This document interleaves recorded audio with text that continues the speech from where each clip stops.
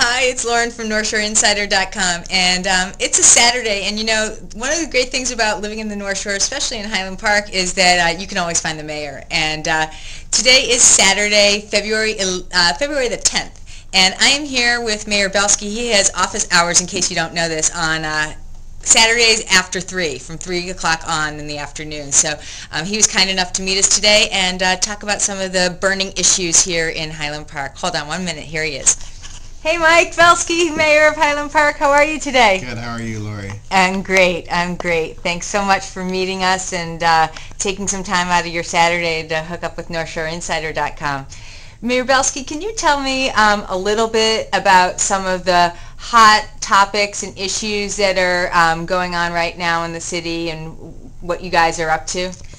Well, it's 9 degrees out, so there's not a lot of really hot topics. Point well taken. But we do have some major issues that we're facing facing the council, the city manager's office, our staff, and myself are working very hard, also working with our other governments. The major one right now is Fort Sheridan. As people probably are aware, there are 209 new units of housing going up at Fort Sheridan, being built by the Navy, being built by a private developer and being leased to the Navy. We have for years had military families living in Fort Sheridan when it was an Army base, and it's remained also naval housing for the last 10 years. And while it's great to have military families in Highland Park, we absolutely support the military. They've provided great diversity and interest in our community. However, the federal government, the Department of Education, only provides $700 per pupil, and it costs about $9,000 to $10,000 to educate a pupil in Highland Park. So that results in a deficit of about $3 million a year to the schools, both the high school and School District 112. So we've been working in Washington with Senators Durbin, Obama, and Kirk, and have introduced legislation through them that would bring this deficit down. One way we're doing that is North Chicago, which has 30% of their pupils as military dependents, now gets $6,500 per pupil versus our $700. When they build the housing in Glenview and Highland Park, North Chicago will drop below that 30%, and that $6,500 a pupil or $8 million a year that they get will be in jeopardy.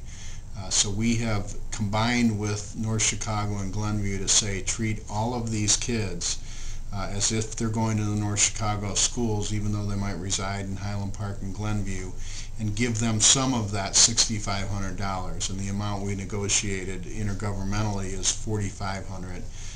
And that will basically put us at a point where we are no worse off than we are today, maybe even a little better off for the schools, because there will be more kids coming in than there are now with the new housing.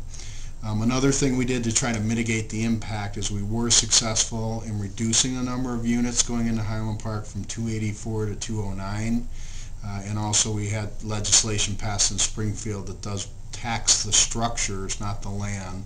The structure is owned by a private developer, and that will get some more money to the schools and the city for services. The other part of Fort Sheridan is there is a piece of land that the Navy owns that will be sold to private development. So we're working with the developer for a city, the city of Highwood, because the land is in both jurisdictions, to try to jointly work with the developer to have that developed into housing that would not negatively impact the schools. So multifamily, townhome product that would be for empty nesters. So you generate property tax revenues to the schools, but you have no costs associated with kids.